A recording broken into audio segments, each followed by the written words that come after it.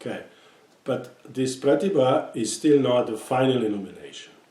The duality still persists until that final Viveka Kyati, you can say the final thought arises in the buddhi, and then all completely ceases. Now, Patanjali gives a beautiful, he compares the Pratibhā and that final illumination as the dawn and the rising of the sun. So now imagine you're sitting on the Ganga, on the ghats in Varanasi or elsewhere, and just before the dawn, waiting for the dawn to come. So first what we'll see is just a light arising in a distance. But sun orb is not still visible. So first that light when comes, or the dawn, it illuminates everything, illuminates all the objects around us. But that sun will become visible only a few seconds or a few minutes later. And so that is the relationship between Pratibhā and Viveka Kyati, with this final illumination. Then other schools also, in India, for example, the aesthetics, the study of aesthetics dealt extensively with this term of Pratibhā. For them, the Pratibhā is that inspiration that a poet has to express that which actually cannot be expressed but only suggested, and that is sentiment. And that sentiment is actually not verbal, but not verbal means, it doesn't mean that it is completely devoid of language, but it is not conceptual. It cannot be expressed in the language of this ordinary language on the level of Vaikari, the gross speech, but it is connected with the subtler aspects of the language of speech. Then Bhartahari, the school of the great grammarian Bhartahari, dealt very much so extensively with the term, with this Pratibhā. And he, of course, dealt with language. So when one deals with language, one has to answer questions on what is language? How does the language function? How do we understand? How do we understand how do we experience the meaning that is associated with the sound? So the words are sound. They consist. The word, you can say, sound letters. But there is a meaning attached to them. So how do we understand? How do we experience that meaning? Then again, that word, sound word, is associated with a certain object externally, which denotes it. Then another big issue for Bhartahari, and a very important one, how is the meaning conveyed?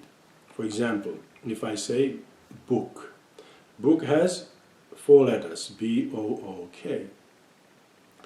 And so when I pronounce it, the letters come out sequentially, B-O-O-K. First B, then O, and then O, and then K. And then also, one who listens, he hears them sequentially.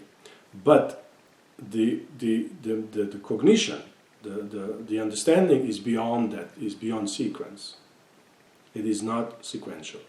So how does that happen? Then again, the many phenomena are expressed with words. For example, objects, nouns, qualities, adjectives, the actions, verbs, the sambandha, the relation, linga, the gender, then the case endings, declensions, tenses, past, future, and present.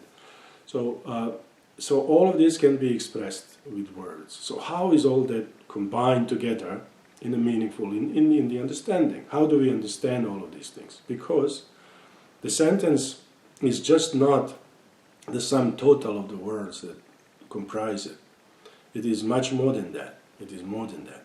Because, so for example, let's say a sentence has 7, 8, 10, 15 words.